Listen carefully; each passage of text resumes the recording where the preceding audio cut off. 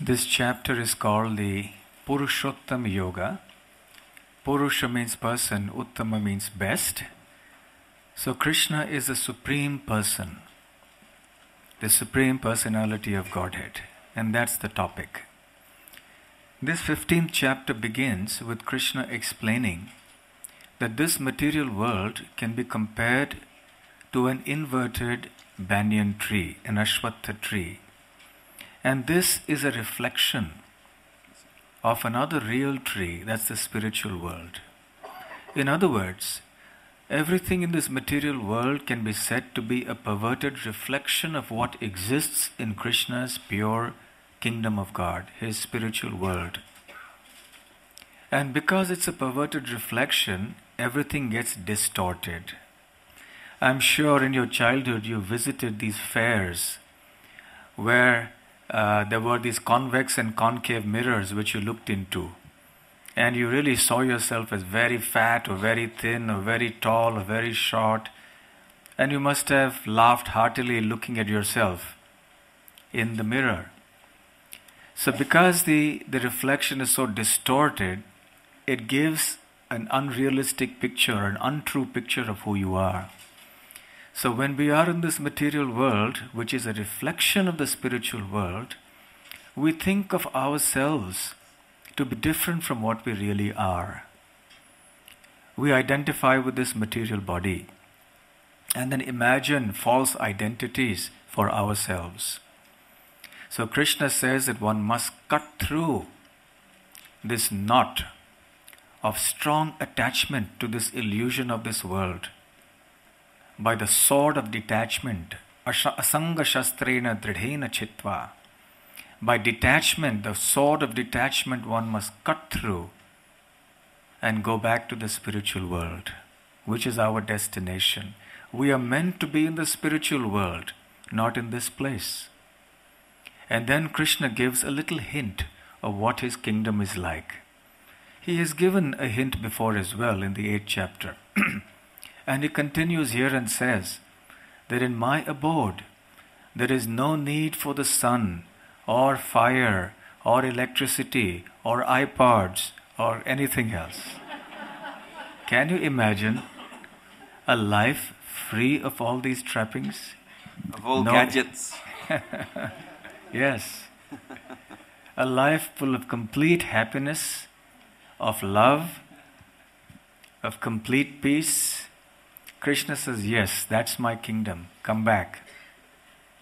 But instead of trying to cut through the knots of attachment in this world, living entities become increasingly attached, and therefore they have to transmigrate from one body to another, and thus get trapped in the wheel of sansar, the cycle of birth and death.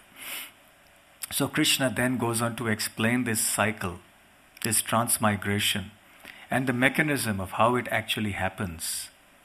Very fascinating study. So much knowledge here in the Bhagavad Gita. Surely this would be that one book that you would like to have with you if you were ever stranded on that proverbial island when you were shipwrecked. The one book that is sufficient. So Krishna explains that just as the air carries aromas, the living entity moves, his consciousness, his subtle body takes him from one body to another body and another body. The wise can see this, but those who do not have the knowledge, who are blind to scriptural wisdom, they do not understand this. Then Krishna further explains that there are different types of ways in which he pervades this creation. He gives a further glimpse of his opulence. He talks about how he is the splendor of the sun, and he is the one who actually keeps all the planets in orbit in this universe. The strength comes from him. And he says, actually, I am the one who is seated in everybody's heart. And from me comes remembrance, knowledge, and forgetfulness. Having spoken about this, he also mentions in 3 verses that there are 3 categories of entities. One are the fallible entities like ourselves. We are fallible. Second are those who are infallible, the perfected living entities who live in the spiritual world. We could become like that. We could become perfect if we become pure devotees of Krishna. And then Krishna says, there's a third category, and that's me, that's Krishna. I am beyond the fallible and the infallible, and I am the Supreme Person.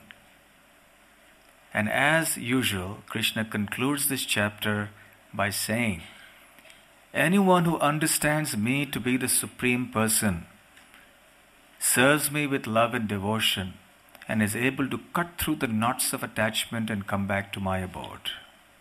So all we have to do is to love Krishna, and we will attain that ultimate spiritual world for which we have always been hankering for millions of lives.